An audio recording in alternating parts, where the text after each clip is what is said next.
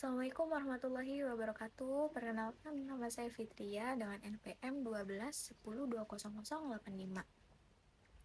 Tujuan saya membuat video ini, dan ini adalah video pertama saya di YouTube.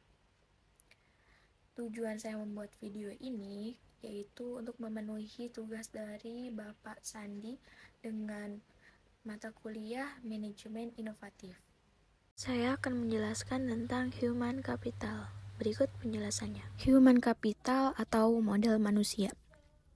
Istilah human capital pertama kali dikemukakan oleh seorang ekonom yang bernama Theodore Schultz, yang berpendapat bahwa peningkatan kesejahteraan pada perusahaan tidak tergantung pada tanah, peralatan, energi, sumber daya, melainkan pada kompetensi pengetahuan dari pegawainya. Kemudian, ia mendeskripsikan posisi human capital sebagai kemampuan sumber daya manusia yang diperoleh melalui investasi pada sumber daya manusia, yang mendeskripsikan bahwa human capital terdiri dari 4 hal, yaitu yang pertama, kemampuan, kedua, perilaku, ketiga, usaha, dan keempat yaitu waktu, dan semuanya ini dimiliki dan dikendalikan sepenuhnya oleh pegawai.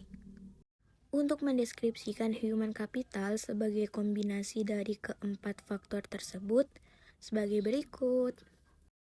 Pertama, yaitu karakteristik atau sifat yang dibawa pada pekerjaan, misal inteligensi, energi, sikap positif, keadilan, dan komitmen.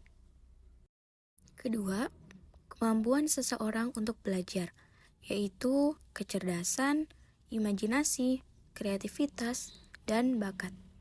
Dan terakhir yang ketiga yaitu motivasi untuk berbagi informasi dan pengetahuan, yaitu semangat tim dan orientasi tujuan. Peran human capital. Kunci keunggulan organisasi terdiri dari 3 kelompok utama dari aset perusahaan, yaitu 1. Aset finansial, misalnya uang tunai dan surat berharga, aset atau yang biasa disebut dengan financial capital. Yang kedua, aset fisik. Aset fisik terdiri dari peralatan, gedung, dan tanah. Yang ketiga, aset yang tak terwujud, yaitu modal organisasi, aliansi bisnis, pelanggan, merek, reputasi, dan modal intelektual.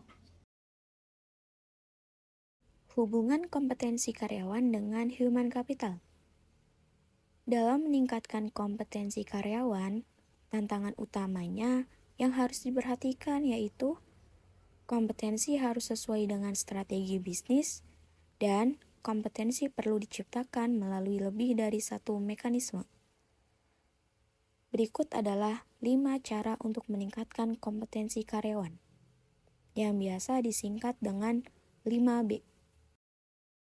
Yang pertama yaitu buy atau membeli.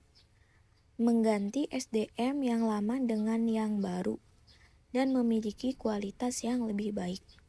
Yang kedua, build atau membangun. Investasi dilakukan terhadap sumber daya manusia untuk meningkatkan kualitasnya menjadi lebih baik. Yang ketiga yaitu borrow atau meminjam. Penggunaan konsultan atau partner efektif memungkinkan berbagi pengetahuan dan desain kerja baru. Yang keempat, budge atau melambung. Perusahaan harus mengeluarkan karyawan yang bekerja di bawah standar. Yang kelima yang terakhir yaitu pin atau mengikat. Mengikat karyawan jangan keluar merupakan tindakan kritis pada semua tindakan.